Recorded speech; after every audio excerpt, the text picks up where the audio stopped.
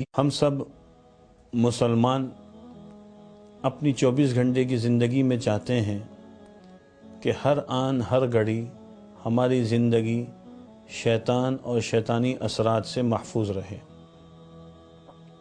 اور اس کے لیے ضروری ہے کہ ہم اپنی زندگی کو اس طرح گزاریں جیسے حضور اکرم صلی اللہ علیہ وسلم نے ہمیں بتائی ہیں۔ ہمارے شیخ و مرشد عارف باللہ حضرت واصف منظور صاحب رحمۃ اللہ علیہ فرماتے تھے کہ جب انسان دین کی زندگی پہ چلنا شروع کرتا ہے تو 4 چیزیں اس کے لیے رکاوٹ بنتی ہیں۔ سب سے پہلے ہے نفس، دوسرے نمبر پر ہے شیطان، تیسرے نمبر پر ہے ماحول، اور چوتھے نمبر پر ہے معاشرہ۔ انسان کا جو نفس ہے یہ اس کے ساتھ لگا ہوا ہے۔ اچھا، عجیب بات یہ ہے کہ رمضان کے مہینے میں شیطان کو تو قابو کر لیا جاتا ہے لیکن نفس ساتھ رہتا ہے، اور شیطان یہ بھی ساتھ لگا ہوا ہے، اور نفس اور شیطان مل کر انسان کو کوشش کرتے ہیں گناہ کی طرف لے جائیں۔ نفس اور انسان کی طبیعت وہ گناہ کی طرف لپکتی ہے۔ ان اعداء عدوک نفسک التی بین جنبیک، یہ جو نفس ہے یہ انسان کو گناہ کی طرف لے جاتا ہے۔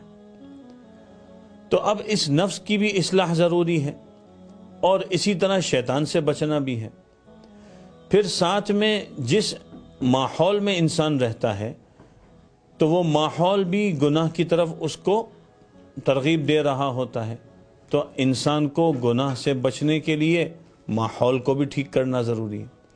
اور پھر معاشرے کے اندر مختلف طرح کے لوگ ہیں، مختلف طبقات ہیں، مختلف کام ہو رہے ہیں، تو وہاں سے بھی انسان کو گناہ کی طرف دعوت ملتی رہتی ہے۔ اب یہ چاروں چیزیں جب مل کر انسان کے اوپر اثر انداز ہوتی ہیں، اٹیک کرتی ہیں، تو انسان کے لیے دین پر چلنا بسا اوقات مشکل ہو جاتا ہے۔ ان سے بچنے کے لیے اللہ رب العزت نے سب سے آسان جو ہمیں طریقہ عطا فرمایا ہے، ان میں ایک تو عمومی طریقہ ہے جس کو ہم تبلیغ کی محنت کہتے ہیں، کہ آدمی اپنے آپ کو تبلیغ کی محنت میں لگا کر ان تمام چیزوں سے بچانے کی کوشش کرے، نفس کی بھی اصلاح کرے، شیطان سے بھی اپنے آپ کو بچائے، اچھے ماحول کو اختیار کرے، ایسا معاشرے میں رہے جیسے آپ صلی اللہ علیہ وسلم نے رہنے کو حکم دیا ہے، صحابہ کرام رضوان اللہ علیہم اجمعین کی پاکیزہ زندگی کو اپنانے کی کوشش کرے۔ لیکن بعض اوقات یہ ہوتا ہے کہ انسان دین کے ماحول میں چلتے ہوئے پھر کہیں اٹک جاتا ہے، تو ہمارے شیخ و مرشد رحمۃ اللہ علیہ فرماتے تھے کہ پھر انسان کو ضرورت پڑتی ہے کسی مرشد کی جو اس کی اصلاح کرے، اور اس میں وہ جو اصلاح کا جو سلسلہ ہے وہ کسی شیخ سے ہوتا ہے۔ لوگ پوچھتے ہیں کہ شیخ کون ہونا چاہیے؟ شیخ وہ ہوتا ہے جو خود سنت کی اتباع کرنے والا ہو۔ سب سے آسان انداز میں اگر کسی کو شیخ کو پہچاننا ہے تو شیخ وہ ہے جو سنتوں کا اہتمام کرتا ہو اور سنتوں کی طرف ترغیب دیتا ہو۔ آج ایک معاشرے میں یہ چیز بھی سمجھی گئی ہے کہ ہم اگر اپنے آپ کو کسی خیر کے ساتھ جوڑنا چاہتے ہیں تو لمبے لمبے ایسے وظائف میں پڑ جاتے ہیں جو وظائف ہمارے مشائخ سے بھی منقول نہیں ہیں، اور بعض مرتبہ اسی کو اپنا دین سمجھتے ہیں۔ پھر نمازیں بھی چھوٹ رہی ہیں، عبادات بھی کمزور ہو رہی ہیں، اور اخلاق اور معاشرت پہ تو کوئی توجہ نہیں ہے، تو یہ انسان کی زندگی بہت کمزور بن جاتی ہے۔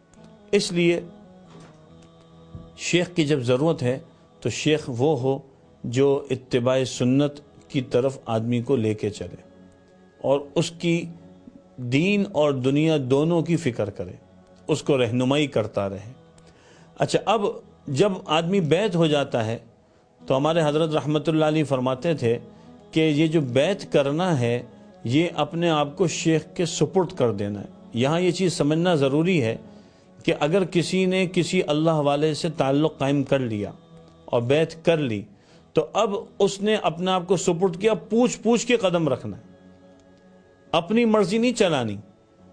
ہمارے حضرت فرماتے تھے کہ شیخ کو شو پیس نہ سمجھو کہ تم نے جو ہے وہ شیخ سے بیعت کر لی اور بس تم یہ کہو کہ بس میں دنیا کو بتا سکوں کہ میرا بھی شیخ ہے.